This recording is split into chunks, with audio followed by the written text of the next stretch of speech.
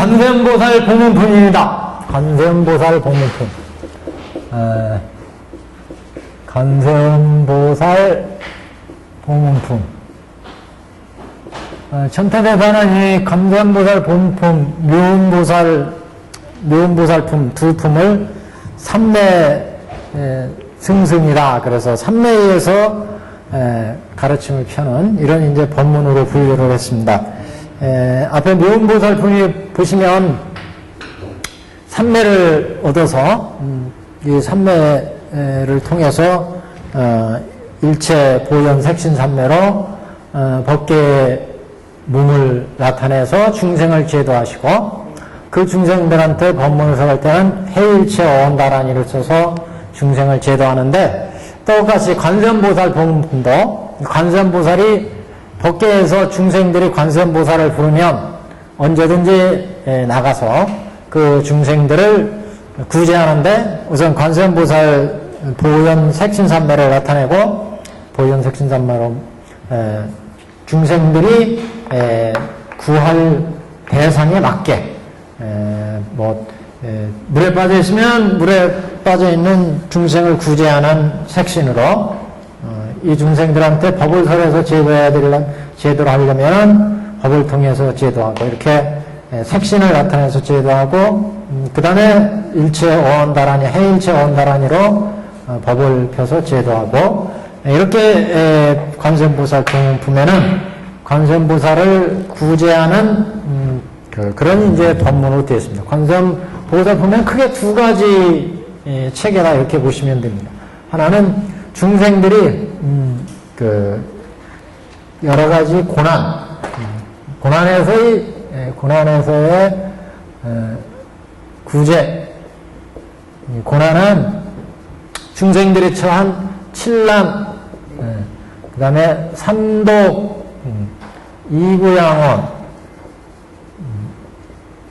이렇게 세 가지에서 중생을 제도한다.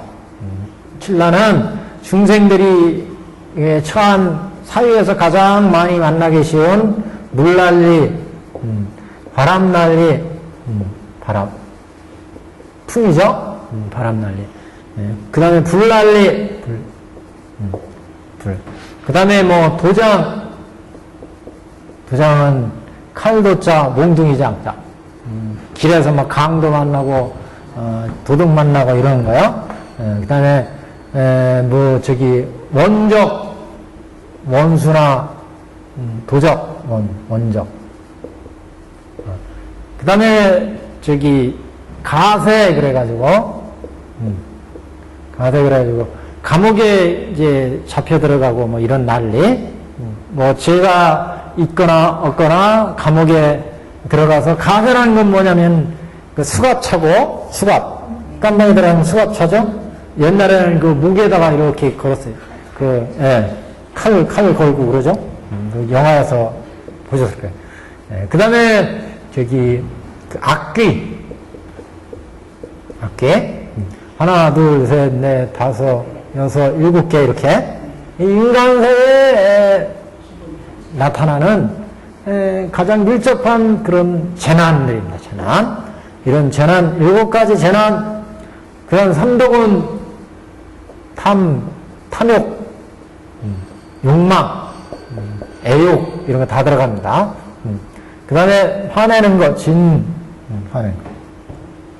어리석은 거, 이렇게 이런 난리에서 관세음보살이 구제해 주신다.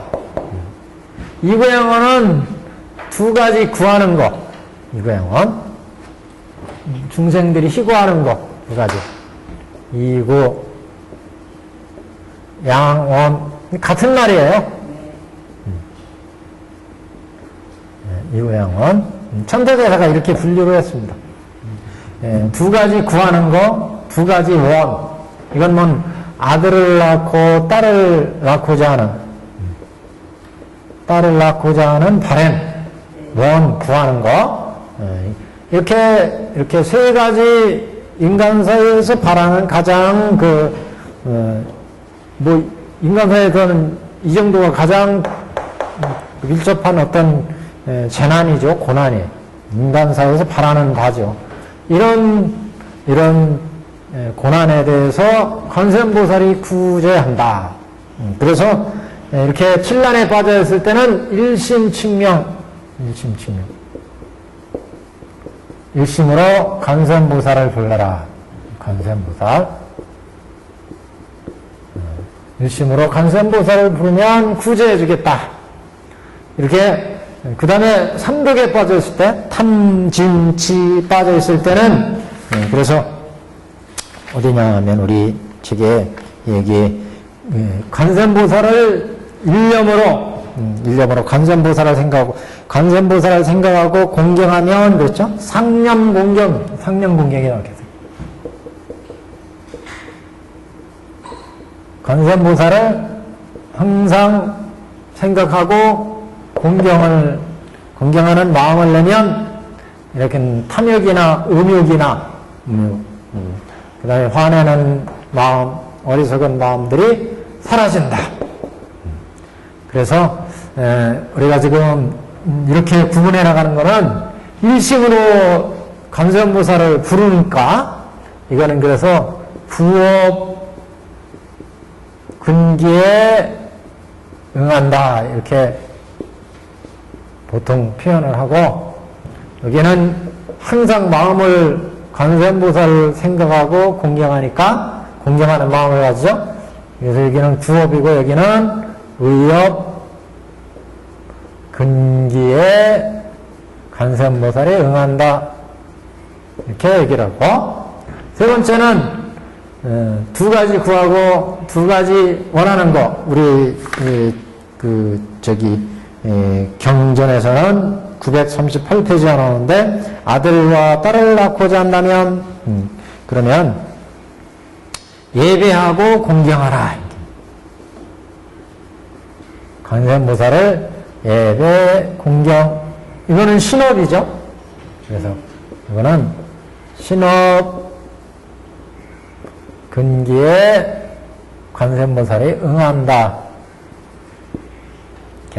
이게 세 가지 고난의 구제는. 두 번째는 관세음보살의 간음의 제도.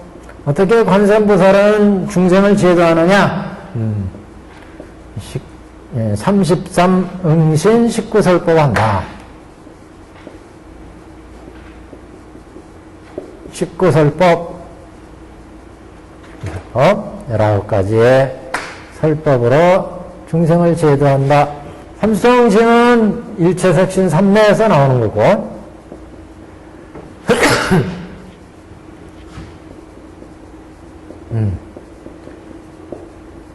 관세음보살은 일체색신 3매를 얻으셨기 때문에 중생이 원하는 그런 이제 형상으로 언제 어디서든지 색신을 나타서, 그래서 부처의 모습으로 제도할 중생한테는 부처의 몸으로 나타서 제도를 하고, 성문이나 연각으로 제도할 중생한테는 성문 연각의 몸으로 나타서 제도를 하고, 이렇게 나투는 응신이 33가지.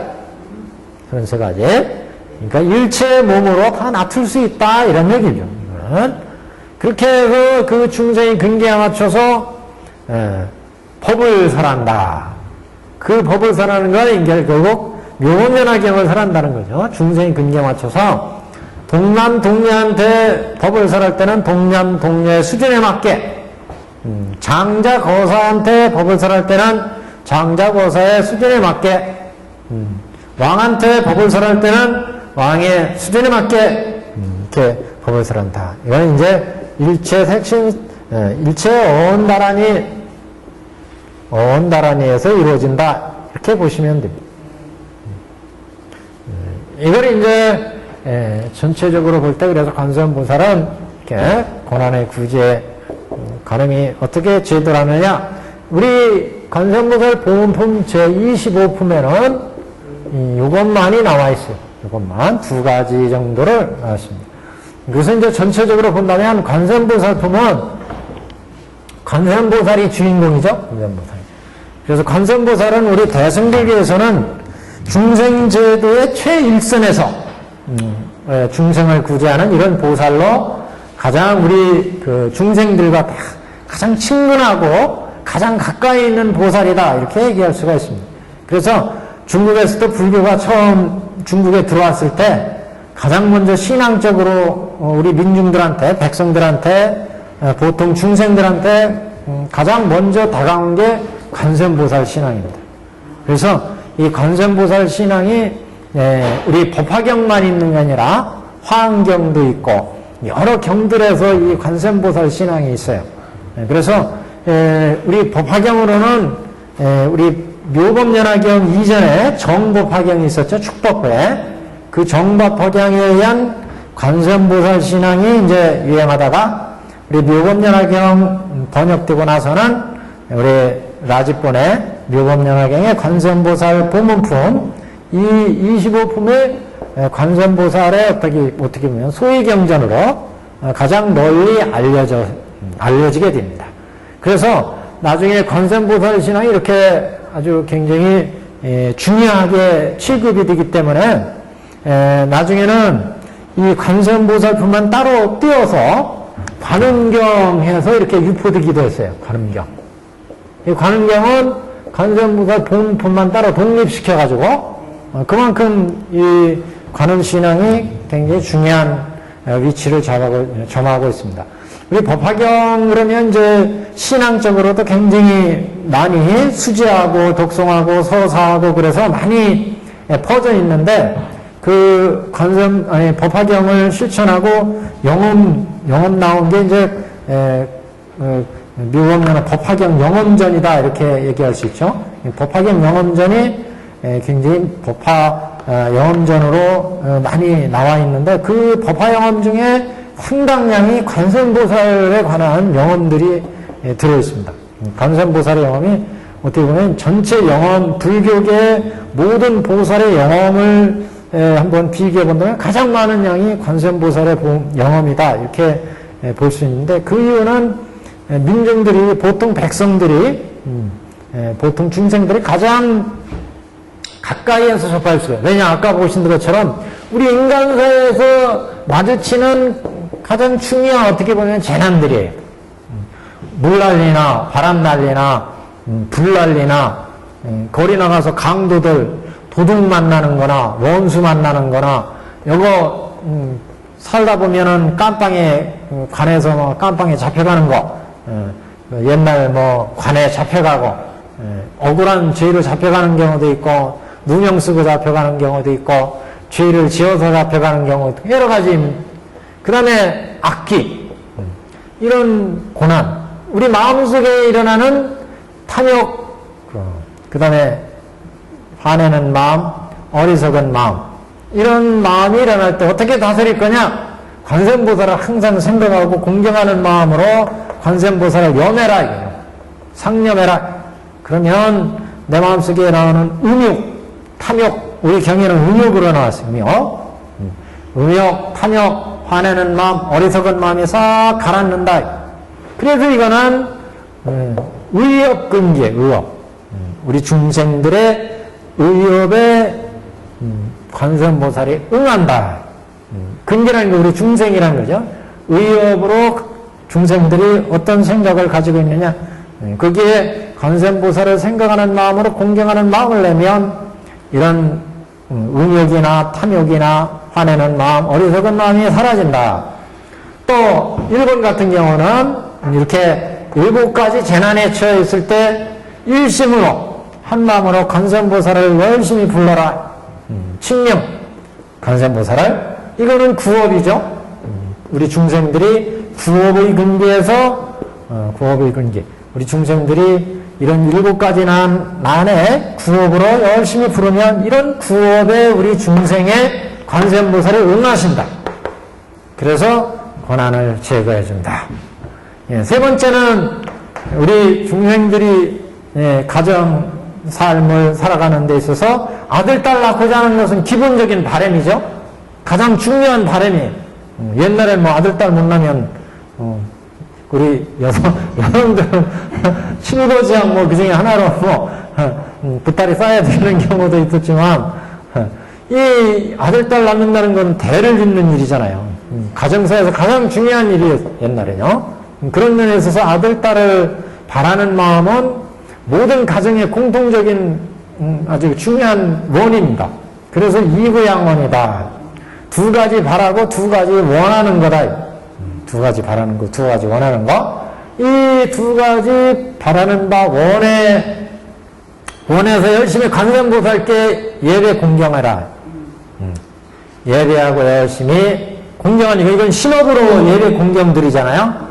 이거는 구업으로 관세음보살을 부르고 여기는 의욕으로 관세음보살을 항상 생각하고 여기는 신업으로 관세음보살께 예배 공양 드리는 거예요. 이렇게 예배 공경하면 이거는 신업의 우리 중생에게 관세음보살이 응한다. 그러니까 우리가 이렇게 사회생활 살 때 칠란 삼독 이구양원의 이런 고해의 중생의 세계에서 열심히 관세음보살을 일심으로 부르고 항상 관세음보살을 생각하고 그리고 항상 관세음보살을 예배 공경하면 관세음보살이 우리한테 응한다. 응해. 우리한테 응해서 거기에 맞게 관세음보살이 구제를 한다. 구제를 해요. 이렇게 이런 고난으로부터 벗어나게 한다. 이런 고난으로부터 해탈. 이런 고난으로부터 해탈하게 해준다. 이렇게 고난으로부터 해탈하게 해주는데 두 번째는 이렇게 관세음보살 우리 중생을 제도할 때는 36가지의 몸, 우리 중생들이 저쪽 궁전에 있는 왕이 관세음보살을 이렇게 삼업으로 청하면 관세음보살이 그 중생한테 맞게 왕의 몸으로 나타서 제도할 중생들한테는 왕의 몸으로, 백성의 몸으로 제도할 중생한테는 백성의 몸으로, 동남 동녀의 모습으로, 어린아이의 모습으로 제도할 중생이 있으면 어린아이의 모습으로, 이게 일체 색신삼매로 관세음보살이 중생에 맞게 33가지 몸으로 응신한다. 응신해서 그 중생들한테 가르침을 준다는 거예요. 그래서 여러 가지 가르침을 주는데 여기에는 이제 부처의 몸으로, 성문이나 연각의 몸으로, 그 다음에 보살의 몸으로, 결국 이제 그 다음에 나머지 인천이죠. 인천. 그러니까 인간의 모습 또는 천인의 모습으로 이렇게 해서 중생을 제도한다니까 이건 결국 삼승으로 제도해서 일불승으로 제도하는 법화계양의 뜻이다. 이렇게 이제 볼 수가 있습니다. 그러니까 어떻게 보면 사회에서 관세음보살 신앙 그러면 여기에 더 초점이 많지만 사실은 여기가 더 중요한 거예요. 법화경에서는. 그리고 일불승으로 제도한다는 얘기이기 때문에 법화에서 법을 설해서 제도한다 그랬는데 그 법은 결국 일불승, 삼승으로 방편을 열어서 일불승으로 제도한다 이런 얘기입니다. 그래서 관세음보살이 어떻게 우리 중생을 제도하는지에 대해서 일불승 보살행으로 관세음보살은 우리 중생을 제도한다. 그래서 이 관세음보살 보문품은 우리 법화경에서 역할한 삼매를 통한 중생 제도인데 그 삼매는 결국 일불승에 들어가는 그런 이제 부처의 교화형이다. 교화행. 그래서 관세음보살이 지금 정문과 본문 중에 본문에 들어가 있잖아요. 본문에. 그래서 관세음보살이 어떻게 일불승으로 중생을 제도하는지 그 모범을 삼매를 통해서 제도한다. 이걸 이제 관세음보살의 그 교화 행위에서 우리가 볼 수가 있습니다. 보통 이제 관세음보살은 그래서 아까 말씀드린 것처럼 여러 경전에 관세음보살이 등장합니다. 그런데 그 여러 경전들을 쭉 보시면 가장 체계적으로 관세음보살을 말씀하고 있는 품은 말씀하고 있는 경은 관세음보살 본문품 우리 법화경에 관세음보살 본품이다. 이렇게 얘기할 수가 있습니다. 그래서 다른 경들은 일부분씩 관세음보살의 얘기가 나옵니다. 그래서 우리 법화경에 이렇게 관세음보살 본품이 나오고, 그 다음에 화엄경에도 관세음보살의 얘기가 나와요. 거기는 입법 선제동자의 구법기 중선제동자가 53선지식을 찾아다니면서 그 법을 구하는데, 그 중에 이제 관세음보살이 등장을 합니다. 그래서 그게 관세음보살은 저쪽 관세음보살이 계신 곳이 있다. 계신 곳. 그래서 광명산이라는데 관세음보살이 살고 계시다. 광명산. 그 다음에 포타 낙하산에 살고 있다. 이게 두 가지가 나와요. 광명산은 60화엄에 나오고, 60화엄경. 포타 낙하산은 80화엄경에 나옵니다. 80화엄경. 이건 본이에요, 본. 초기에, 한 600년대 이쪽 초기에 번역된 경이, 화엄경, 이건 진본이고, 이건 당본이고, 후대 당나라 때 번역된 본이 80화엄. 그래서 이제 화엄경을 구분합니다. 60권본이냐, 80권본이냐, 이렇게 얘기하는데, 이 60권본 화엄경에는 관세음보살이 광명산에 계시다. 이렇게 나와요, 광명산에.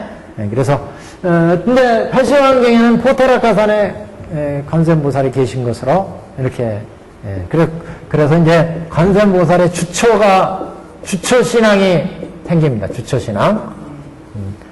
원래는 관세음보살이 이렇게 구제신앙이 있다가 뒤에 가면은 관세음보살이 어디 계시냐? 관세음보살을 우리가 어떤 상황에 칠난이나 삼덕이나 이구양원의 상태에서 관세음보살을 부르면 관세음보살이 이렇게 와서 구제를 해줬는데, 이게 시간이 지나다 보니까 야, 관세음보살이 어디 계시냐? 그래서 이제 계시는 곳으로 찾아가요. 그래서 우리 남해 보리안 가면 관세음보살 계시다고 가서 열심히 기도하시잖아요. 네. 원래는 관세음보살이가 7가지 난해 삼독의 이구양원에서 열심히 관세음보살을 부르면 관세음보살이 이렇게 응신해서 우리를 제도해 주는 게 이제 경전의 말씀인데, 사람들이 야, 관세음보살이 어디 계시냐 그랬더니 남해 저쪽 보리암에 계시다. 그래, 원래 화엄경은 광명산에 계시다 이렇게 나와요. 광명산. 그 다음 포타락가산에 있다. 그래서 우리 저쪽에 낙산사 가시면 거기 관세음보살 계시다고 낙산사 있잖아요. 홍련암 뭐 거기에 관세음보살 상도 있고 그렇잖아요. 화엄경에 의한 뭐 신앙이 뭐 이경장을 빠질 건 없지만, 그 원천을 따지자면 이게 우리 법화경에는 어디 계시다는 얘기는 안 나와요. 여기는 관세음보살에 쫓아가서 우리가 바라면 언제든지 와서 관세음보살을 구해주니까 어디가 사시는지 이거는 따질 필요가 없어요. 근데 이제 그 주처를 화엄경에서는 이렇게 광명산, 보타락가산 이렇게 말씀이 나오죠. 그래서 우리 중생들이 마음이 급하잖아요. 그러니까 이게 여기서 그냥 부르는 것도 되는데 쫓아가, 계신 곳으로 쫓아가가지고 관세음보살 관세음보살께 이제 바라는 바를 이제 기원을 하고 발언을 하잖아요. 광명산, 포타락산 두 가지로 같은 산이에요. 같은 산을 이제 이렇게 표시한 거죠. 네, 그래서 우리나라에는 광명산이라고 하지 않고 포타락가산이라고 했어요. 근데 원래는 이 화엄경 포타락가산 우리 낙산사가 있잖아요. 그 의상대사가 낙산사를 세우잖아요. 의상대사. 이게 가끔 이제 조금 문제가 되는 경우가 있어요. 왜냐면 의상대사는 중국에 가서 화엄을 지엄스님한테 공부를 하는데, 그 의상스님이 지엄스님한테 공부할 때는 80화엄경으로 공부한 게 아니라 60화엄경으로 공부하셨어요. 네. 그래서 신라에 와가지고 낙산사 이렇게 세우잖아요. 그러면 당연히 광명사 이렇게 세워야 될 거 아니에요. 그죠? 근데 지금 낙산사로 되어 있잖아요. 그리고 거기 계신데도 뭐 낙산사 이렇게 해서 절을 지었는데, 원래 장신이 공부한 대로 한다면 이 당시에 광명산을 공부했으니까 광명사 이렇게 절을 지어야 될 건데, 지금 낙하산, 이게 낙산이라는 뜻이잖아요. 포타락하산, 낙산사로 지금 절이 돼 있어요. 그래서 이게 의문이야. 왜 의장대사가 육시화엄을 공부했는데 이게 낙산사로 지었을까? 그래서 지금 추측하기로는 이 당시라고 하더라도 의상대사는 워낙 또 박식하시고 공부를 많이 하신 분이라, 이 낙하산이 육시화엄경에는 광명산으로 되어 있지만, 이 관세음보살이 낙하산에 포타락하산에 계시다는 다른 전적을 읽었을 거다. 그래서 아마 이렇게 지었을 것이다. 원래 공부하신 건 이거로 공부했지만 이건 공부 안 하시고, 그래 포타락하산에 계시다는 전적이 여러 전적이 있으니까 아마 그런 전적을 보았을 것이다. 원래 당신이 본 그대로 진다면 이건 광명사로 져야 될 건데, 이 양반이 아마 이때라 하더라도 화엄경 위에 다른 전적에서 얘기하는 포타락하산이 관세음보살 주처다라는 그런 글을 봤을 것이다. 이렇게 지금 이해를 하고 있습니다. 여하튼 지금 그래서 관세음보살 나오면 우리 경전에서는 관세음보살 신앙이 이렇게 칠란삼득 이관양원에서 우리를 구제하고 33응신 19설법으로 우리한테 법을 설해서 제도하신다? 이렇게 하면 딱 떨어지건데, 지금은 여기 주처신앙이 하나 더 들어갔어, 주처신앙. 우리가 답답하니까 쫓아가야죠. 관세음보살 어디 계신지. 그래서, 관세음보살이 계신 곳에 가서, 관세음보살을 기원하는 이런 주처신앙이 또, 오대산 그러면 여기는, 누가 계신 곳이에요? 문수보살이 계신 곳, 이렇게, 이쪽은 계신 곳에 따라서 이런 주처신앙이 중국에서부터 나온 거죠. 아미타불 계신 곳, 또 보현보살 계신 곳, 그 다음에 관세음보살 계신 곳, 문수보살 계신 곳, 이렇게 중국에는 주처신앙이 좀 발전. 우리나라 중에서 오대산에 저쪽에 문수보살 주처로 주처신앙이 나오잖아요. 또 관세음보살 계신 곳 이렇게 또 주처신앙이 있고, 이렇게 신앙이 이루어졌습니다. 그래서 우리가 이 관세음보살 보면 보는 관점은 이렇게 두 가지 관점에서 보는데, 천체대사는 이걸 이제 이렇게 해석을 했어요.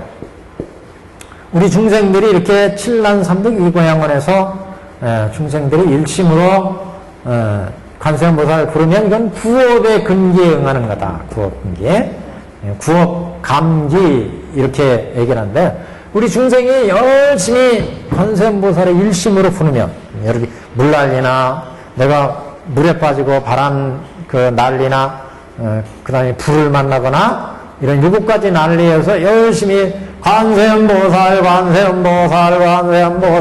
열심히 하면 이 구업으로 관세음보살을 우리 중생들이 부르기 때문에 이 부르는 관세음보살의 우리가 부르는 관세음보살에 응하신다. 우리 중생들은 이렇게 칠란에 지금 빠져 있잖아요. 칠란에 빠져 있으니까 열심히 관세음보살을 불러. 그러면 우리 중생들이 관세음보살을 일심으로 부르면 관세음보살이 나타나서 우리를 제도해 준다. 그래서 이거를 감한다 이렇게 얘기하고, 관세음을 감해야 되고, 그 다음에 관세음보살이 우리 중생에 맞춰서 이렇게 중생한테 응해가지고 우리 중생을 벗어나게 한다. 그래서 이걸 이제 응이다 이렇게 얘기하고, 이렇게 감응이 이루어지기 때문에 이거는 감응도교다 이렇게 해석을 합니다. 감응도교로 해석을. 우리 중생이 칠란삼득 이고양원에 열심히 관세음보살 부르면 감이 와. 이제 관세음보살이 우리를 제도하기 위해서 오시는구나. 이렇게 구업으로, 의업으로, 신업으로, 삼업으로, 신구의 삼업으로 열심히 관세음보살을 부르면 부르고 생각하고 관세음보살께 예배 공양하면 신구 사업을 다해서 관세음보살을 열심히 청하기 때문에 관세음보살을 감할 수가 있다. 감이 오죠, 감이. 느껴, 관세음보살. 이렇게 관세음보살을 감하게 되면 감 속에서 우리를 향해서 응하는 관세음보살을 느낄 수가 있다. 우리는 느끼는 거죠. 관세음보살은 우리 중생에 응하는 거예요. 중생의 근기에 맞춰서 응한다. 그래서 이거를 감응도교다. 감응도교다. 이렇게 설명을 합니다. 그러니까 우리 중생들이 일심으로 관세음보살을 불러라. 일심으로. 근데 일심으로 안 되잖아요. 일심으로 안 돼. 그러니까 못 만나는 거야. 일심으로 한 마음으로 관세음보살 한번 생각해보세요. 물난리나 바람난리나 불난리가 났을 때 그 얼마나 마음이 급하겠어요. 그 절실한 그 마음에서 관세음보살을 쫙 부르면 그러면 다른 마음이 껴들지 않죠. 그렇게 일심으로 관세음보살을 부를 때 우리는 관세음보살을 감할 수가 있다. 느낄 수가 있어요. 야, 관세음보살이 실제 나를 구제하기 위해서 오시는구나. 그 관세음보살은 우리 중생한테 응연한다. 우리가 감을 해야 느낄 수 있어요. 우리가 이렇게 여기는 구업으로, 여기는 의업으로, 여기는 신업으로, 삼업으로 일심을 가지고 그래서 이 관세음보살의 감응도교는 비단 관세음보살에 해당되지가 않아요. 불교 모든 신앙이 다 마찬가지예요. 지금 우리 영산 법화사는 나무묘법연화경 하잖아요. 여기도 마찬가지예요. 나무묘법연화경 하면은 이렇게 일심으로 제목봉창을 하고 일심으로 생각으로는 마음으로는 상념 항상 묘법연화경을 생각하고 공경하는 마음을 내야 되고 그 다음에 몸으로는 항상 예배 공양 공경심을 내요. 예배 공양 공경을 몸으로나 신구의 사업을 다해. 이렇게 쫙 해나가면 우리가 감한다. 법화경의 위신력, 법화경의 부처님의 위신력을 감하게 된다. 감하면 거기에 응하는 주체가 있어요. 응하시는 보현보살 또는 관세음보살 또는 석가모니를 이렇게 응하시는 분을 우리는 감을 통해서 할 수 있다. 그래서 이렇게 이루어질 때 우리는 감응도 이렇게 이루어지면 이제 가피를 받는 거죠. 가피를 받. 영음을 보거나 가피를 받거나 이게 감응도교다. 감응도교. 그래서 우리가 특별히 이렇게 관세음보살이 우리 중생들이 이렇게 칠란삼백이구양원을 관세음보살을 구업으로 의업으로 신업으로 열심히 관세음보살을 신구의 삼업을 다해서 관세음보살을 찾고 예배 공양 드리면 관세음보살이 응할 수 있는 것은 우리 법화경에는 안 나오는데 능엄경에 가면 능엄경 관세음보살이 고사령을 닦을 때 특별한 서원을 낸 게 있어요. 그 서원이 뭐냐? 이 세계에서 중생들이 나 관세음보살을 부르면 여러 이런 고난 속에서 관세음보살을 부르면 내가 언제든지 나가서 이 중생들을 제도하겠다. 그래서 이름이 관세음이에요. 세상에서 중생들이 나를 부르면 그 소리를 관하고 있다가 세상에서 중생들 부리는 음성 소리를 관하고 있다가 언제든지 나가서 이 중생들을 구제하리라 이런 서원을 세우고 열심히 수행을 닦았어요. 관세음보살이. 그래서 관세음보살은 이 듣는 쪽 이근의 원통이 이루어졌어요. 이근 원통을 닦았다. 이건 듣는 쪽에 원만히 통하는 이런 수행을 닦았다. 이근 원통을 중생들을 제도해야 되니까 중생들이 부르면 언제든지 자기가 뛰쳐나가서 중생을 제도하겠다 이렇게 서원을 세우고 보살들은 다 서원이 있다고 그랬잖아요. 아미타불은 법장비구 때 48원 세우고 열심히 수행해서 아미타불이 됐어요. 저 지장보살은 지옥에 있는 중생 마지막 중생 하나라도 다 제도하고 당신이 부처를 이루겠다. 그렇게 소원을 드리고 실제 수행해서 아미타불이 되고 지장보살이 됐어요. 관세음보살도 마찬가지. 이렇게 소원을 세우고 듣는 쪽 중생들이 부르면 언제든지 나가야 되니까 그래서 수행해가지고 이근원통이 이루어졌어요. 이근원통. 듣는 쪽이 주특기다. 주특기. 전공이야. 주전공. 그래서 우리 관세음보살이 계신 전각을 원통전 그러잖아요. 원통전. 이근원통을 이뤘다. 그래서 원통전 이렇게 모시진 전각에 그래서 관세음보살이 이렇게 이근원통의 서원으로 이근원통을 이루셨기 때문에 관세음보살은 중생들이 어떤 세상에서 부르든 간에 그걸 잘 듣고 어디든지 놔둘 수가 있다. 그래서 중생한테 항상 응해. 듣는 쪽이 주전공이니까 듣는 쪽이 아주 밝아가지고 그리고 관세음보살은 보통 이제 십지보살 이상이잖아요. 대보살. 그러니까 이런 삼매를 낮출 수가 있는 거예요. 법계에서 중생들이 부르면 그 소리를 듣고서 어떤 세계든지 놔둘 수가 있다.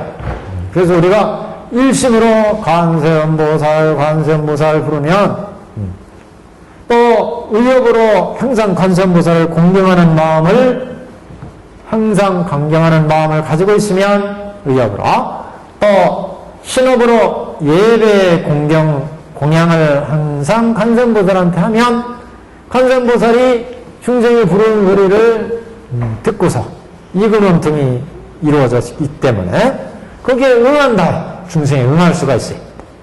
중생이 응해서 중생한테 이렇게 일체색신산매로 일체원단한위로 놔두어서 법을 설해서 제도할 수가 있다. 그래서 문제는 뭐냐? 관세음보살은 이미 이렇게 돼 있어요. 그렇잖아요? 항상 관세음보살은 법계에서 십지보살이 이상이기 때문에 항상 중생들한테 언제든지 열땅하고 나갈 수 있는 준비가 돼 있어요. 열땡하고 딱 준비가 돼 있는데 문제는 중생들이 감을 하느냐 못하느냐예요. 감을 하느냐 못하느냐. 그러니까 결국 중생들이 이렇게 칠란삼득 이고양원에서 관세음보살을 일심으로 칭명하고 상냥공경하고 예배공경을 할 수 있느냐 없느냐 관건은. 이게 이루어지면 관세음보살은 이미 이렇게 해서 준비한 거 딱 준비하고 있으니까 언제든지 법계에 놔둬서 중생에 응할 수가 있다. 문제는 중생들이 어떻게 감하느냐의 문제라는 거예요. 그래서 중생들이 일심으로 상냥으로 예배 공양할 때 그럴 때 관세음보살이 우리 중생한테 응해서 중생을 제도한다. 강원도기로 이게 이제 관세음보살 법문품의 가장 핵심적인 내용이다. 이렇게 이제 볼 수가 있습니다. 자, 전체적으로 이렇게 한번 보셨고, 이제 경문 하나하나 보면서 보시죠. 932페이지. 그래서 우리가 여기 관세음보살은 다 일불승 보살행 아니겠어요? 묘음보살도 일불승 보살행을 펼치는 보살이고, 삼불경보살도 그랬고, 이 관세음보살 뒤에 맨 마지막에 보현보살까지 다 일불승 보살행을 펼치는 보살들입니다. 그래서 간혹 관세음보살을 사회에서는 그냥 이렇게 여러 가지 고난에 빠져 있을 때 관세음보살을 부르면 관세음보살이 우리를 제도해준다 이렇게만 생각하는데 그거는 조금 수준이 낮은 거예요. 사실은 우리 법화경에 나온 대로 여기까지 가야 돼요.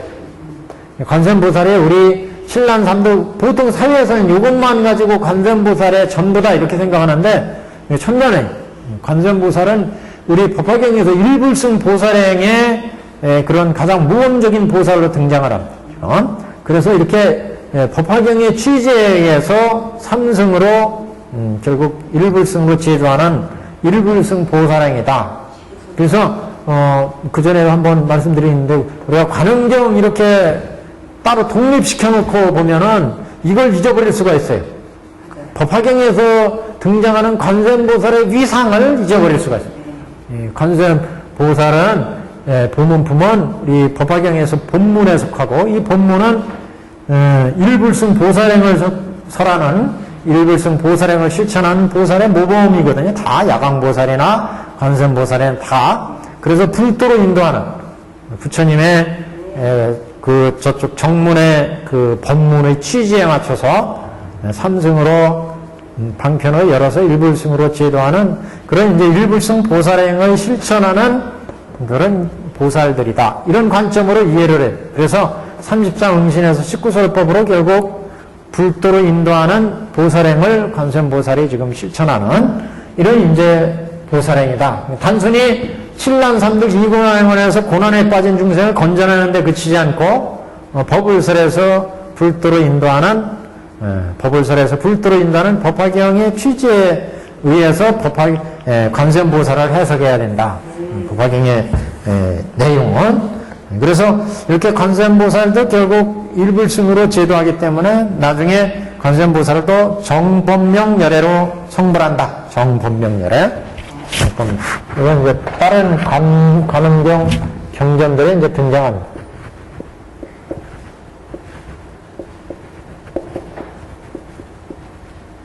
정법명열애.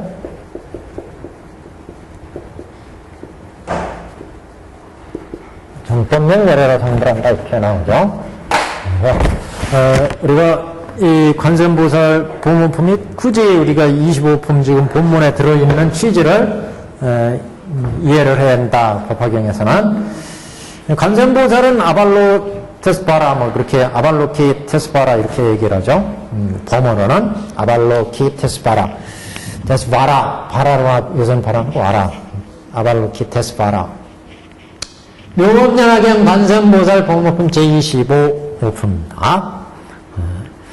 그때 무진의 보살이 곧 자리에서 일어나 오른편 어깨를 드러내고 부처님을 향해 합장하고 이 말씀을 하되 세존이시여 관세음보살은 무슨 인연으로 이름을 관세음이라고 하나이까?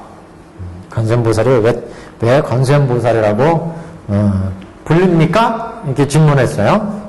그래서 관세음보살 보면 무진의 보살이 질문하고 부처님이 답하는 것으로 관세음보살의 그 위신력, 공덕 이런 것들이 이제 설하는 것으로 되어 있고 뒤에는 그래서 관세음보살이 이제 영락보절을 부처님께 공양 올리는 이런 장면으로 이제 마감을 합니다.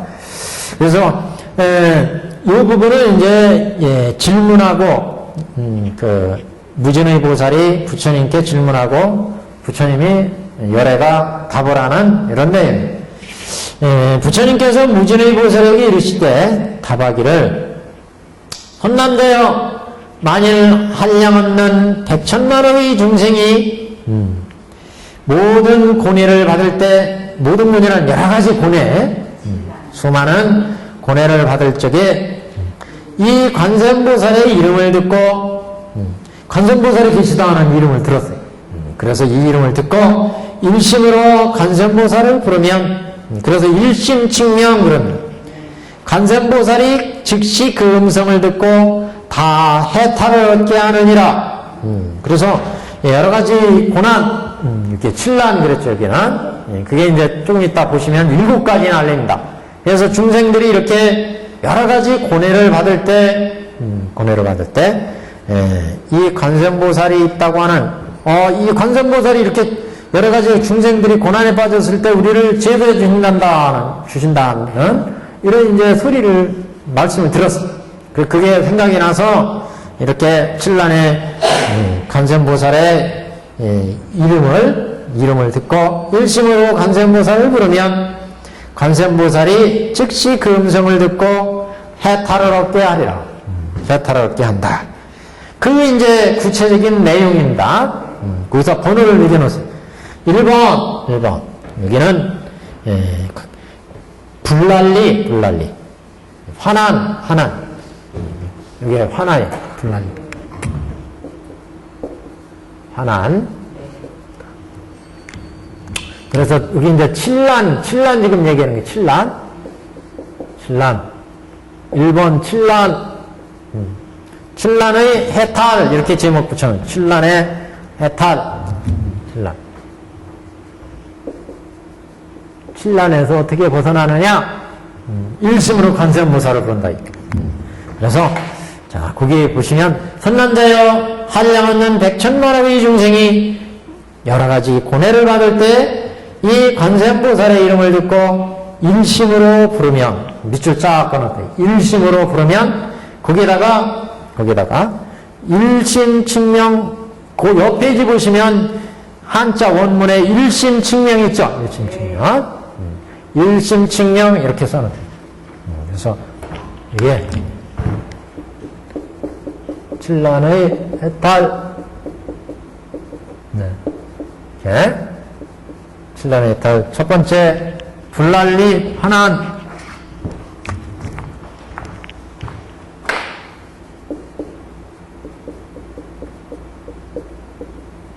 네. 이건 일심칙명,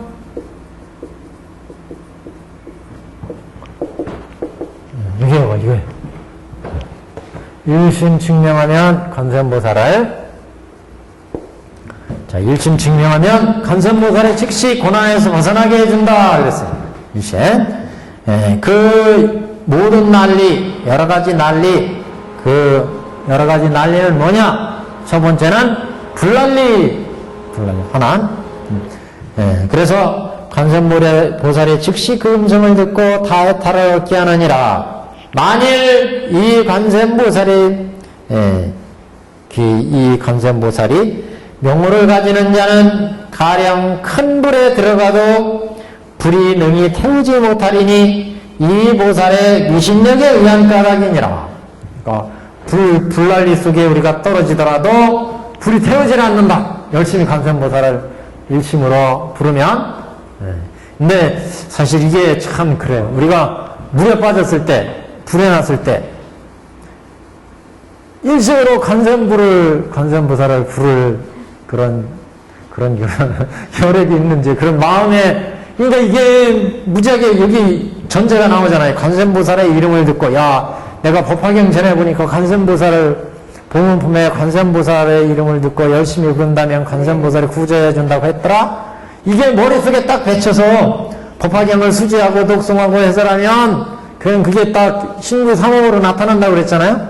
그래서 이 소리를 들었으니까 물난리, 바람난리에서 아이고 관세음보살하고 관세음보살을 확 하면 그러면 이제 이게 감흥도교가 일어난다는 거예요. 근데 보통 사람들이 물에 빠졌을 때 아이고 어머니, 아이고 아버지, 저는 아이고 사람 살려 119 그런 경우가 많이 있잖아요, 종종. 그러니까 우리가 뭐 어떤 위급한 상황, 여기 뭐 떨어뜨리고 그러면 깜짝 놀라, 아이고 어머니, 아이고 어머니, 애고머니. 또는 뭐 여러 가지 실수하거나 그럴 때, 또는 위급한 상황이 닥쳤을 때 가장 먼저 즉각적으로 태우는 말, 이건 우리 인간사의 가장 밀접한 고난이잖아요. 이런 고난에 처했을 때 아이고 관세음보살 이렇게 뛰쳐나와야 이게 되는 거예요. 감흥도기로 가는 거예요. 근데 과연 그렇게 되느냐? 지금 칠난을 예를 들었는데 물난이나 불난이나 바람 나왔을 때 물에 빠져서 허우적거리면 아무 생각도 없지만 그런 상황일 때 막 관세음보살 생각나가지고 관세음보살 이렇게 할 수 있는 여유가 있을까? 이건 여유라고 할 수 있을지 즉각적으로 나와야 되죠. 그런 단사적으로. 이게 이제 그런 것을 의미할 수도 있겠다 이런 생각이 들어요. 우리가 보통 상황에 준비된 상황에서는 뭐 그냥 할 수 있지만 이런 위급한 지경에 처했을 때 관세음보살 할 수 있을까? 그러면 어떻게 보면 감흥도기가 이루어진다는 거예요. 이렇게 아주 간절하게 관세음보살을 부르면 관세음보살의 일심으로, 일심이라는 것이 한 생각, 관세음보살 생각밖에 없는 거예요. 다른 생각은 안 들고 일심이잖아요, 일심. 그러면 관세음보살이 구제해 주겠다. 삼매로 본다면 관세음보살을 만날 수 있는 거예요. 이거는 감흥도기 때문에. 그래서 우리가 구업이나 의업이나 관세음보살 수행하는 경우도 있잖아요. 석가모니불을 부르는 경우도 있고 아미타불을 부르는 경우도 있고, 우리가 꼴깍 하기 전에 10번만 일심으로 아미타불을 부르라고 하잖아요. 나무 아미타불 이렇게. 그러면 극락왕생한다고 그런 얘기가 저쪽 아미타경이나 이런 쪽에 나오잖아요. 마찬가지. 관세음보살도 일심으로 관세음보살을 그 위급한 지경에 일심으로 관세음보살을 부르고 이렇게 마음을 가져갈 수 있느냐. 그렇기 때문에 수행할 때도 마찬가지예요. 관세음보살을 우리가 감흥도기에서 만나서 관세음보살을 가피를 받고자 한다면 일심으로 관세음보살을 불러라. 일심으로. 그 다음에 여기는 의협으로 항상 관세음보살을 염해라. 일심으로 관세음보살께 예배 공연. 그러니까 마찬가지 또 적용하면 석가모니를 할 때도 마찬가지고 제목봉창할 때도 마찬가지인 거예요.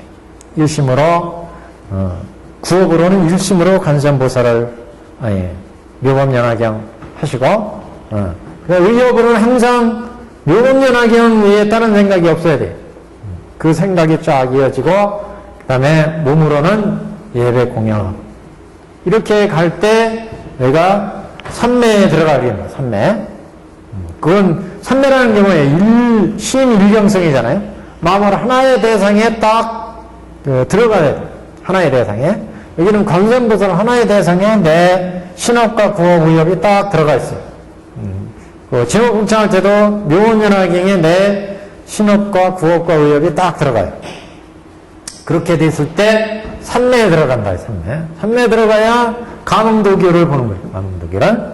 삼매에서 우리한테 응하는 그 관세음보살, 묘법연화경 만날 수가 있다. 경지를.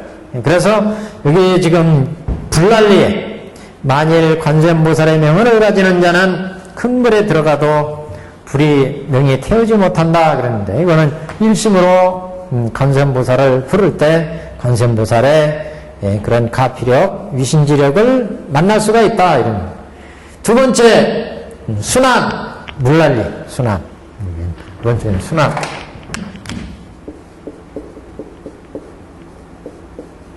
물난리. 두 번째는 만일 큰 물에 빠졌을지라도 그 명호를 부르면 곧 얕은 곳을 얻으리라. 물에 빠지지 않는다는 얘기죠. 얕은 곳을 얻는다는 얘기는 물에 빠져서 지금 위급한 지경에 있을 때 일심으로 관세음보살의 명호를 부른다면 관세음보살이 우리한테 응해서 그 물로부터 벗어나게 해준다. 빠진 데. 그래서 어떤 사람이 거기 옛날 어떤 사람은 관세음보살을 열심히 불렀더니 그 강에 여기 다리를 건너다가 다리가 끊어져가지고 다리 속에서 관세음보살을 열심히 불렀더니 저쪽 강에서 어떤 노인네가 배를 저어서 따고 오더래. 그래가지고 이 양반이 우리 고구려 시대 때 그런 얘기가 나오는데 일본에서 스님이 한 분이 오셔가지고 열심히 관세음보살 이걸 신행을 했어요. 어느 날 여름에 강을 건너다가 대동강인지 무슨 평양대교인지 모르겠어요. 하다가 물이 불어나가지고 다리가 다 찢겨 내려가고 가운데 옛날 성수대교처럼 가운데 딱 고립됐어요. 열심히 자기가 공부한 게 관세음보살 신앙이라 열심히 관세음보살을 불렀더니 저쪽에서 노인네가 배를 하나 가지고 저어오더라. 그래가지고 그 배를 탔어요. 그 배를 타고 딱 건넜어. 건너가지고 이제 그 노인장한테 감사하다고 딱 그 인사를 하고 딱 쳐다봤더니 쨍 하고 없어졌어. 그래가지고 이 양반이 너무 감사하니까 자기가 본 그 모습을 생각하고 집에 와서 조각을 했어요. 조각. 상을 만들었어요. 그래가지고 상을 딱 만드는 게 그 관세음보살 상이더라. 그래, 이 양반이 그 상을 모셔놓고 아침, 저녁으로 예배를 해. 그러다가 이 양반이 일본으로 가셨는데, 일본에 가서도 열심히 상을 모셔놓고 예배를 했다는 거예요. 어느 날 아침에 딱 일어나 봤더니 그 상이 없어졌어요. 그럼 어떻게 됐다는 거예요? 상이 고구려에서 갔으니까 고구려로 왔는지, 어떤 사람이 가져갔는지 모르지만 하여튼, 없어졌다는 얘기의 뜻은 어디로 가셨다는 얘기죠? 신통이 하셔가지고. 여하튼, 그래서 그런 얘기가 있는데, 이렇게 물에 빠졌을 때 얕은 곳을 얻으리라. 이런 얘기는 그 물의 고난으로부터 벗어나게 되리라. 벗어나게 해준다. 다음 세 번째, 만일 100천만억의 중생이 그 금, 은, 유리, 자거, 만호, 산호, 호박, 진주 등의 보배를 구하기 위하여 큰 바다에 들어갔을 때 가령 흑풍이 불어서, 흑풍은 오늘날로 얘기하면 태풍, 이런 큰 바람이요. 흑풍이 불어서 그 배가 표류하여 멀리 나찰귀의 나라에 떨어지게 되었을지라도 만일 한 사람이라도 관세음보살의 명호를 부르면 이 모든 사람이 그 고난으로부터 벗어나게 되리라. 그러니까 이거는 뒤에는 나찰귀 얘기도 나오지만 이거는 이제 원인이 바람이에요, 바람. 그래서 풍란.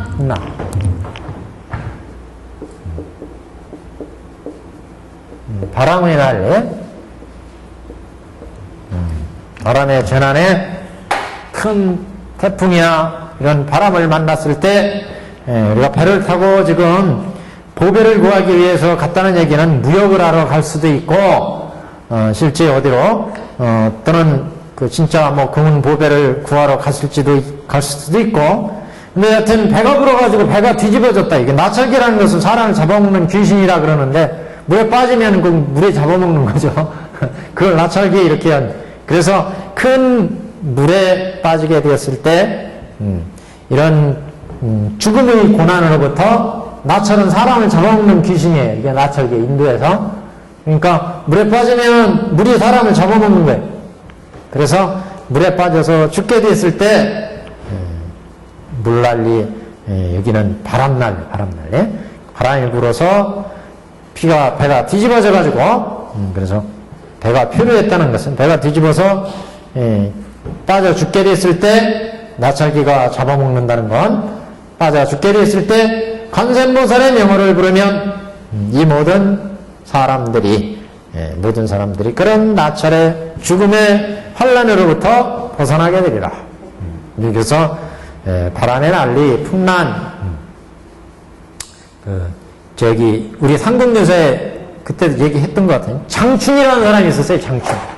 이 장춘이 그런 얘기가, 상공요사에 그런 얘기가 나오는데, 장춘. 이 장춘이라는 사람이 아버지가 일찍 들어가셔가지고 홀어머니 모시고 열심히 고기 잡아가지고 먹고 사는 그런 어부였던 것 같은데, 이 양반이 어느 날 이제 배를 타고 고기잡이를 나가게 됐어요. 근데 얼마쯤 가다가 배가 홀딱 뒤집어져가지고 다 죽었어. 그래서 자기가 이렇게 깨어나서 딱 봤더니 판때기가 하나 있어가지고 그 판때기를 자꾸 헤엄쳐서가지고 가니까 어떤 해안가에 이제 딱 쓰러졌대. 해안가에 떨어졌는데 어떤 사람이 와가지고 보니까 이 사람이 표류를 하고 있어요. 그래서 데려다가 이 사람을 치료해주고 그래 이제 그 지역에서 살게 되는데 딱 보니까 이게 중국이야, 중국. 서해안에서 표류를 한 모양이에요. 중국의 해안에 도착해가지고 중국 사람의 집에 이제서 그 집에서 그래서 밭일을 하게 됐어요. 그게 표류를 해가지고 중국 해안에 닿아서 그래서 밭일을 하게 되는데 이쪽 경주 사람인데 장춘이 경주에서는 홀어머니가 그 아들을 기다리는데 영 안 와. 그래 나중에 소식을 들었더니 이 외아들인 장춘이가 배가 뒤집어서 다 죽었다 이게. 그러니까 얼마나 이게 마음이 애타겠어요. 그날로 절로 가가지고 이 절이 무슨 절인데 그게? 그게 절에 그 탑이 하나 있어요.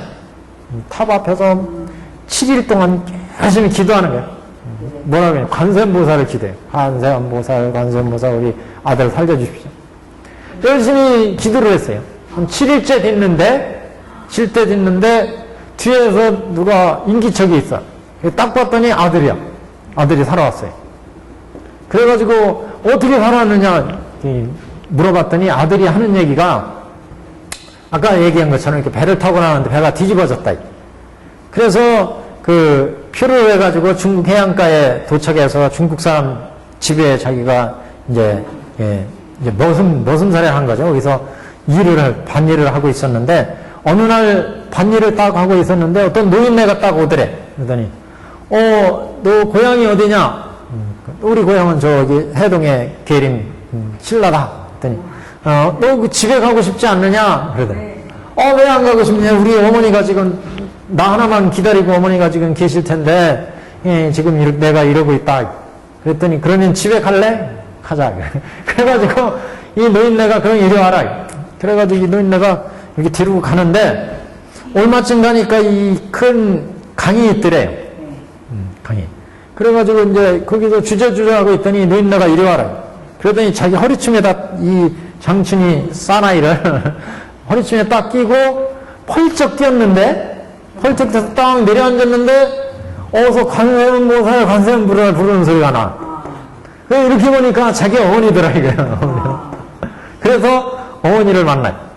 그래서 이 소식이 나라 왕에까지 전해져가지고, 그 뒤부터 여기서 관세음보살을 뭐를 했다, 이렇게, 그런 얘기가 나와요. 삼국유세 그런 얘기가 나오는데, 여튼, 이게 바람날, 이런 고난에 처했을 때, 일심으로 관세음보살을 열심히 부르는, 아들을 잃어버린 어머니의 그 마음이 어떻겠어요? 아들을 살리고자 하는 그 마음. 그게 일심이명. 이렇게 일심으로 관세음보살을 불렀더니, 이게 작동을 한 거예요. 이 시스템이 작동을 한 거예요. 그래, 가문도교가 이루어졌어요. 가문도교가 이루어져, 관세음보살이, 보니까, 진짜, 이렇게 보니까, 진짜 일심칙명이야. 그래가지고, 자기 색신을 싹 보내가지고, 지금 이게, 장춘을 싹 데려다 준 거예요. 이게 이제 가피야. 영험이요. 영험담에 이런 얘기가 납니다. 영험담에. 관세음보살, 지금, 세 번째. 그 다음에, 만일 사람이 해를 입게 될 때, 위해를 입게 될 때, 관세음보살의 명호를 부르면, 저 가지고 있는 칼과 막대기가 곧 조각조각 부서져 벗어나게 되리라. 도장의 난입니다. 도장은 칼도자 몽둥이 장. 도장의 난.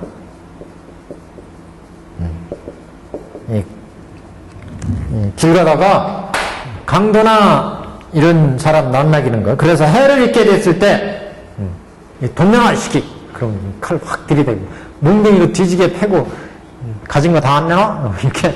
이게 이제 도장의 난. 그래서 만일 사람이 해를 입게 될 때 관세음보살의 명호를 부르면 저 가지고 있는 저 사람들이 투디려 패는 칼과 막대기가 곧 조각조각 부서져서 벗어나게 되리라. 아니면 애들이 이게 관세음보살 부르니까 야 저기 뭐가 있는가 보다 그래가지고 안 때릴지도 몰라요. 하여튼 관세음보살 열심히 일심으로 부르면 그러면 막대기가 다 부서진대. 칼과 막대기가 곧 조각조각 부서져 벗어나게 되리라. 도장의 난에 가문도교가 이루어진다. 가문도교가. 그 다음에 다섯 번째, 혹은 삼천대천 국토 중에 가득 찬 야차, 나찰이 와서 사람을 괴롭히고자 하더라도 관세음보살의 명을 부르는 것을 들으면 이 모든 악한 귀신이 능히 악한 눈으로 보지도 못하거늘 하물며 더욱 해를 입히겠느냐. 그러니까 우리가 이게 귀신들이 야차 귀신들이 와가지고 우리를 괴롭히면 귀신 만난 적 있어요? 하여튼 꿈자리 사납고 이럴 때 귀신 꿈에는 볼 때가 있죠. 귀신들. 그럴 때 열심히 관세음보살을 부르면 그러면 관세음보살이 야차 나찰이 와서 괴롭히고자 할 때 관세음보살을 부르면 이 명호 관세음보살 이 소리를 듣고 도망가 버린다. 그래서 이게 귀신이 악한 눈으로 보지도 못하겠거늘 하물며 해를 입히겠느냐 그랬잖아요. 쳐다보지도 못해. 관세음보살 부르면 내가 관세음보살을 부르면 귀신이 나를 쳐다보지도 못한대. 내가 저기 귀신이 나타났네 저쪽에 관세음보살 하면 귀신이 이게 무서워가지고 쳐다도 못 본다. 그런데 어떻게 해를 입히겠느냐. 쳐다보지도 못하는데 능히 악한 눈으로 귀신이 보지도 못하거늘 하물며 더욱 해를 입히겠느냐. 그러니까 관세음보살을 부르면 뭐 묘법연화경 부르면 더 그렇죠. 뭐 묘법연화는 그 속에 관세음보살도 들었지, 야광보살도 들었지, 문수보살 들었지, 저기 보현보살 들었지. 거기다가 저기 나란히 보면은 또 식나찰려 쓴 놈들, 쓴 사람들, 쓴 그 후신중들이 다 있어요. 법화 오법사 나란히가 후신중들이 다 있어요. 그러니까 뭐 쳐다보지도 예? 그러니까 쳐다보지도 못하는데 해를 입히겠느냐? 악한 귀신이 능히 쳐다보지도 못하게를 하물며 해를 입히겠는가? 그 다음에 6번째입니다. 가령 또 사람이 혹은 죄가 있거나 혹은 죄가 없거나 고랑을 채우고 칼을 씌워서 그 몸을 결박하였을 때 관세음보살을 부르면 다 끊어지고 부서져서 곧 벗어나리라. 그러니까 6번째는 가세의 난, 가세의 난. 5번째. 여기는 악귀의 난, 5번째. 6번째는 가세의 난. 차고 족쇄, 가세. 가세의 난. 가세의 난, 다리 이렇게 채우는 거, 손 채우는 거, 목에 이렇게 거는 거, 목에 거는 게 차고, 가세라고 합니다. 이런 거를, 몸을 이렇게 구속하기 위해서 포승줄로 묶고, 목에 뭐 칼을 세우고, 수갑을 채우고 이런 게 다 가세는. 그러니까 우리가 죄가 있든 간에 또는 없든 간에, 이렇게 잡혀 들어가가지고 억울하게 또는 실제 죄를 지어서 감옥에 들어가서 이렇게 입는 거, 이게 가세입니다. 가세난. 6번은 이쪽으로 옮깁니다. 가세난. 그래서 지금 5번째 가세난. 어떤 사람이 혹은 죄가 있거나 혹은 죄가 없거나, 죄가 있을 때 잡혀가는 거는 당연한데 죄가 없는데도 간혹 억울하게 옥살이 하는 경우가 있잖아요. 그래서 고랑을 채우고 칼을 씌워서 그 몸을 결박하였을지라도 관세음보살을 부르면 다 끊어지고 곧 부서져서 벗어나리라.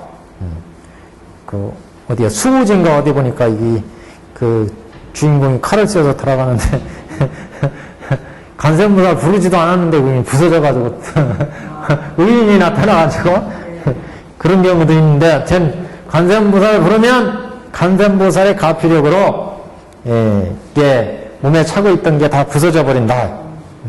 실제 뭐 그런 얘기들이 나와요. 깜방에 갇혀 있는데 어떤 사람이 열심히 관세음보살을 부르면 이런 고난에서 벗어난다는 얘기를 듣고 열심히 밤새도록 관세음보살을 외웠어요. 이 사람이 사실은 억울하게 붙잡혀 간 사람이었는데, 그래가지고 이튿날 이 사람을 처형을 하는데, 이렇게 상투를 이렇게 틀고 이렇게 있었잖아요. 옥에 가세를 치고 이렇게 있었는데, 옥사장이 이제 목을 탁 쳤는데, 쨍! 하고 칼이 부서져 버려요. 그러면서 여기 관을 이렇게 스쳤는데, 이게 관 속에 관세음보살이 뭐 있었다. 그런 얘기도 있고, 또 뭐 이게 칼이 부서졌다. 그런 얘기도 있고, 그래서 고난으로부터 벗어났다. 그래서 이상해가지고, 한 번은 우연일지 모르니까 또 한 번 해봐라. 또 한 번 탁 쳤는데 또 칼이 부서졌어요. 그래가지고 3번 뭐 그렇게 해가지고 이건 안 되겠다. 이 사람이 보통 사람이 아닌가 보다. 그래서 풀어졌다. 그런 얘기도 있어요. 그래서 고랑을 채우고 칼을 채워서 그 몸을 결박하였을지라도 관세음보살의 명호를 부르면 다 끊어지고 부서져서 곧 벗어나래. 오늘날 이런 얘기를 하면은 그건 뭐 신앙적으로 영험적으로 나오는 얘기라 조금 현실성이 없다 이렇게 얘기할지 모르지만, 이거는 이제 어떻게 보면 산매 속에서 어떤 일어나는 현상일 수도 있습니다. 산매의 가피를 받으면 불가사의한 이런 감흥이 일어난다. 감흥이. 그래서 이런 감흥 속에서 이런 일들이 이제 벌어지고, 또 실제 영험전에 이런 데 이제 나오는 얘기들은 그만큼 이제 신앙적으로 열심히 관세음보살을 신앙했을 때 이런 가피를 보았다. 이런 이제 내용들로 이해를 하시면 되겠습니다.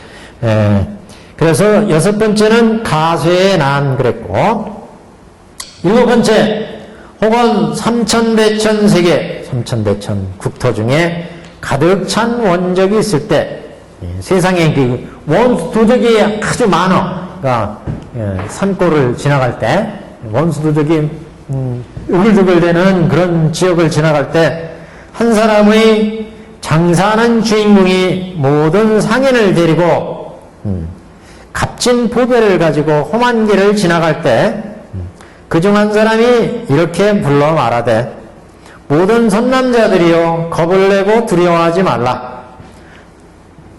너희들은 마땅히 일심으로 관세음보살 명호를 부를지니 이 보살은 능히 두려움이 없는 것을 중생에게 보시하니 만일 너희들이 이름을 부르는 자는 이 원적에서 마땅히 벗어나리라.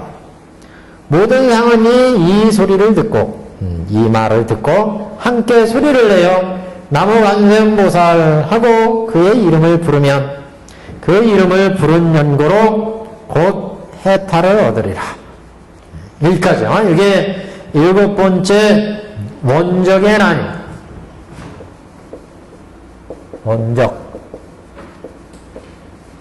원적이라니까 원수나 도적대들. 옛날 같으면은 산길 지나가려면은 그 옛날 산 깊은 산 이렇게 고개 있는 거 보면 오늘날에는 도로가 뻥뻥 뚫려가지고 차로 그냥 휙 지나가면 몇 분 만에 통과하지만 그 꾸불꾸불해서 올라가는 길 진짜 옛날 생각하면 그거 옛날 보찜 미고 지나가다 강도가 나오면 진짜 꼼짝없이 당할 것 같다는 생각이 들더라고요. 그 산골 그 깊은 그 고개 넘어 강원도 고개 아니면은 제가 살고 있는 저쪽 동네도 포천 저쪽 동네 깊은 산 이렇게 가니까 와 이 고개 옛날 같으면 이거 어떻게 지나갔을까 그런 생각이 드는데 그런데 지나갈 때 옛날 그 산도둑들 있잖아요. 산도둑들 거기 저쪽에 임꺽정이 있던데도 임꺽정 그러면 의적이 있는 경우도 있지만 그렇지 않은 경우 그 조선왕조실록에도 그래서 도적이 나타났다 이런 얘기들이 가끔 나오거든요. 그 국토 중에 가득 찬 원적이 있을 때 어떤 지역을 지나가는데 그쪽에 이렇게 그 산도둑들이 유명하대더라, 많대더라. 옛날 황해도 해주 어디 가는데 산도둑이 많대더라. 이런 소리 들었는데 그 지역을 꼭 지나가야 돼. 그래가지고 상인들이 지금 장사하면서 상단이 딱 지나가요. 한 사람의 장사하는 주인이 모든 많은 상인을 데리고 값진 보배를 가지고 그 험한 길을 지나갈 때 그 중에 한 사람이 이렇게 불러 말하되 모든 선남자여 그 중에 한 사람이니까 법화경을 한 사람이에요. 관세음보살의 그 가피력을 읽은 사람 그 중에 한 사람이 이렇게 불러 말하되 선남자들이여 여러분 레디스 젠틀먼 그렇겠죠. 겁내고 두려워하지 마십시오. 너희들은 여러분은 마땅히 일심으로 관세음보살을 부를지니 고개 넘어가면서부터 관세음보살하고 넘어가면은 아니면 묘면하게 가지고 넘어가면 그래서 관세음보살의 명호를 부를지니라. 일심으로 너희들은 마땅히 일심으로 관세음보살을 명호를 부를지니 이 보살은 능히 두려움 없는 것을 중생에게 보시하느니 이게 중요하죠. 모든 일에 두려움이 없어요. 자신감을 가지고 두려움을 여기 원문에 보시면 능히 무의로 시어 중생하시니 이렇게 나와요.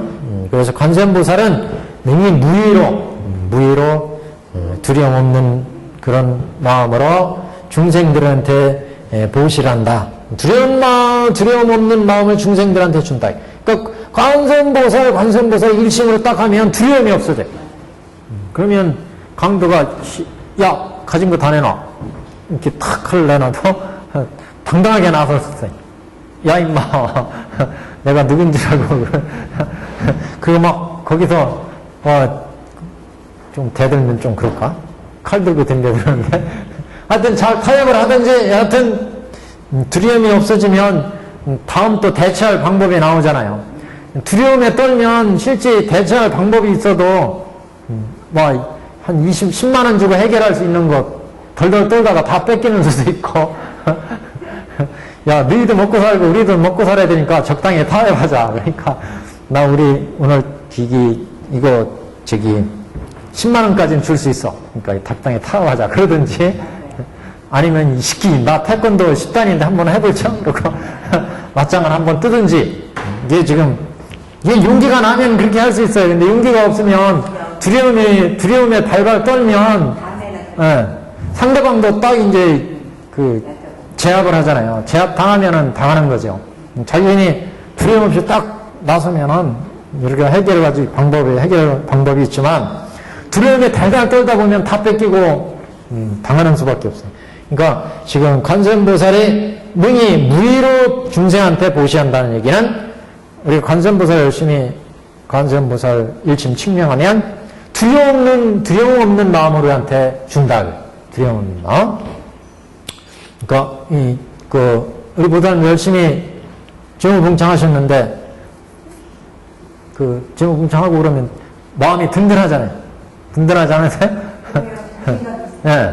어떤 상황이 와도 그래도 잠재의식 속에 제우봉창이나 아니면 관세음보살 이렇게 딱 해놓으면 예를 들어 꿈에 막 좀 어지러운 꿈이 나오고 그러면 그거 정리하려면 무의식 속에 그런 게 나오잖아요.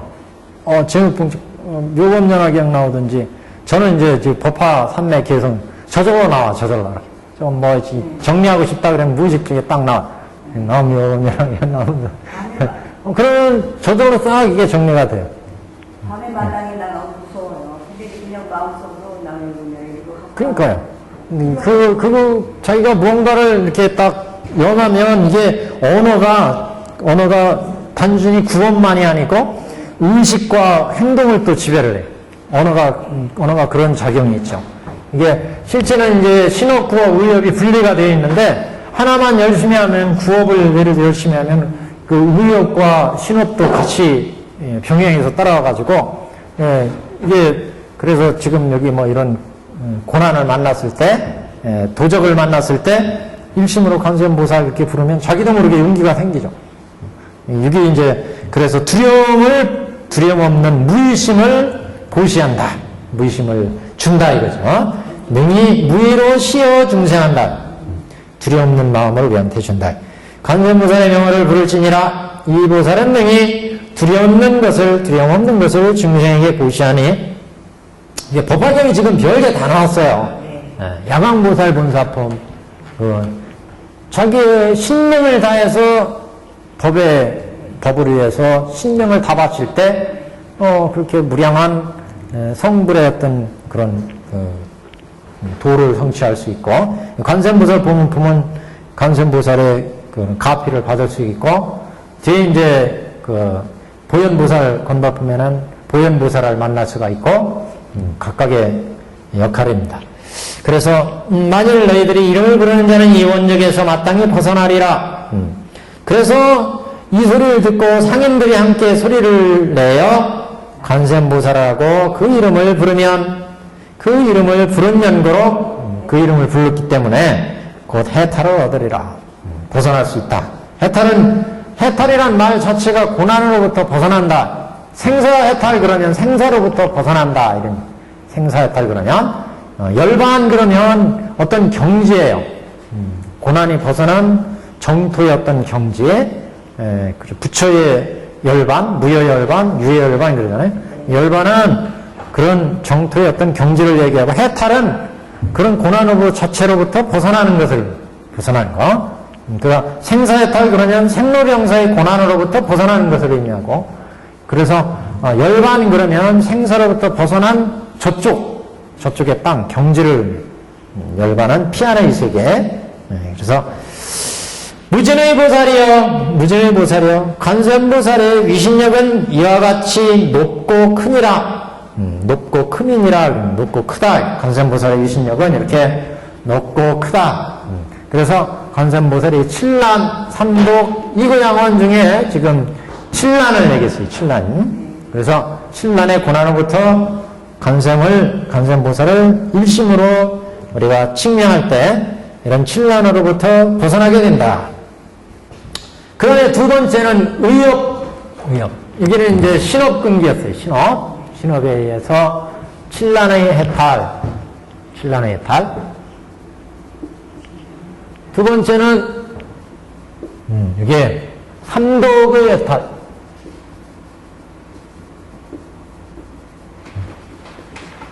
여기는 칠란해탈은 일심 칭명이었죠. 이건 구업감기다. 감기라는 건 근기, 중생이란 뜻이요. 중생의 근기에 중생이 구업으로 감하는 그런 내용이고, 여기는 삼독이니까 의업감, 의업으로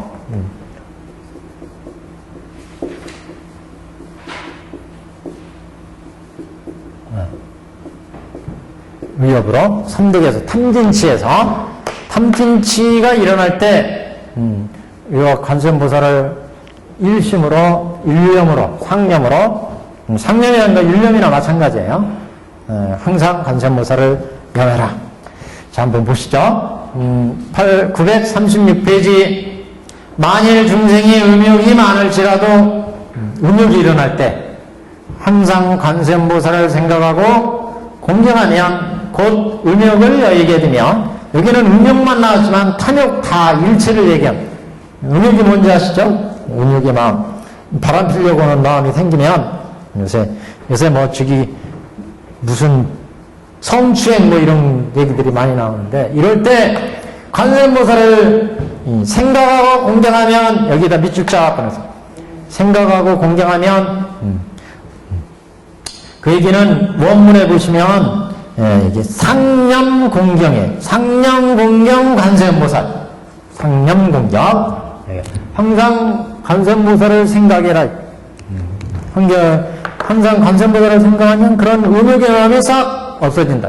탐욕의 마음이 싹 없어진다. 그래서 만일 중생이 음욕이 또는 탐욕이 생길 때 많을지라도 항상 관세음보살을 생각하고 공경하는 마음을 내면 관세음보살에 대한 그러면 음욕을 여의게 된다. 탐욕을 여의게 되며, 두 번째, 여기는 진심이에요. 성내는 마음. 원문은 약다진해 그랬죠? 약다진해도 상념공경이에요. 상념공경. 그 다음에 어리석음 우치죠? 우치에도 상념공경이에요. 옆에 한문 원문 한번 보세요. 937페이지 옆에 다어 음욕 상념공경 관세음보살 변득이 유혹하며 곧 그런 욕망으로부터 벗어나며, 또 약다진해라도 여러 가지 많은 진해심이 만약에 일어났을 때 상념공경 관세음보살하면 변득이 이진하고 곧 그런 진해심, 화내는 마음으로부터 벗어나게 되고, 약다 우치라도 만약 여러 가지 우치의 그런 마음이 어리석음의 마음이 일어날 때 상념공경 관세음보살하면 변득이 치라. 곧 그런 우치로부터 벗어나게 된다. 그래서 이렇게 세 가지. 1번 만일 중생이 음욕이 많을 때, 첫 번째는 음욕은 탐욕이나 마찬가지. 탐욕이 많을 때. 두 번째는 성내는 마음. 이게는 진해. 원문엔 진해 그랬죠? 한번 우치, 어리석음.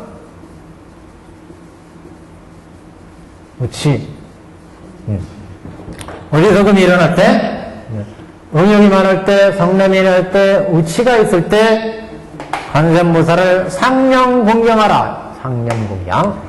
여기는 항상 관세음보살을 생각하고 공경심을 내라. 공경하는 마음을 내면 화내는 마음이 사라져. 어리석은 마음이 사라져. 탐욕의 마음이 사라진다. 만일 중생이 음욕이 많을지라도 항상 관세음보살을 생각하고 공경하면 곧 음욕을 여의게 되며, 또 성내는 마음이 많을지라도 항상 관세음보살을 생각하고 공경하면 곧 성내는 마음이 떠나게 되며 성내는 마음에서 떠나게 되며 혹은 어리석음이 많을지라도 항상 관세음보살을 생각하고 공경하면 곧 어리석은 마음을 여의게 되느니라. 무진의 보살이여 관세음보살은 이와 같은 위심력이 있어서 유익되게 하는 바가 많으니 이런 고로 중생은 항상 마땅히 마음에 생각할지니라. 이게 의협에, 이게 의협이었어요. 관세음보살을 탐내는 마음, 화내는 마음, 어리석은 마음이 일어날 때 관세음보살을 항상 생각하고 공경의 마음을 내면 이런 탐진치 마음이 사라진다. 그래서 우리 마음이 탐진치가 사라지니까 청정한 마음이 되잖아요. 그러니까 법화경이 청정, 육근 청정 본문과 일맥 상통하는 게 결국 신구의협이잖아요. 여기는 구업, 여기는 신업, 의협, 여기는 신업이잖아요. 신구의 사물이 청정해진다는 것은 그 안입에 설치는 육근이 청정해진다는 거예요. 얘기에. 안입에 설치는 육근이. 그래서 육근이 청정해지니까 지금 우리 마음이 청정해지니까 중생의 마음에서 성문, 연각, 보살, 부처의 마음이 되니까 우리 마음이 그러니까 관세음보살을 볼 수 있는 거예요. 근기가 감이 이루어진다. 그러니까 여태까지는 중생의 마음이었는데 관세음보살을 열심히 해서 일념 여기 상념에 관세음보살을 상념으로 가져가고 신업, 구업, 의협이 청정해지니까 마음이 청정해지고 몸이 청정해지고 뜻이 청정해지니까 그러니까 관세음보살을 감할 수 있다. 관세음보살을 감. 그럼 관세음보살을 감하게 되면 관세음보살로부터 이제 또 가르침을 받는 거죠. 이건 다음 단계고 이런 고난으로부터 우선 벗어나게 된다. 신업, 구업. 그래서 여기 이와 같이 관세음보살의 큰 위심력이 있어서 이렇게 이익되게 하는 바가 많다. 관세음보살이 이런 까닭으로 중생은 항상 마땅히 마음에 관세음보살을 생각할지니라. 항상 관세음보살을 상념 항상 생각해라. 그러면 관세음보살이 벗어나게 한다. 자, 오늘 두 개 봤어요. 구업과 신업과 그다음에 이제 여기 의협까지 봤습니다. 신업은 다음 시간 할까요? 다음 시간이 붙어서 여기 왜 하나 남겨놓냐면 여기 또 저기 좀 설명해야 될 그 인쇄해가지고 좀 봐야 될 부분이 있습니다. 이게.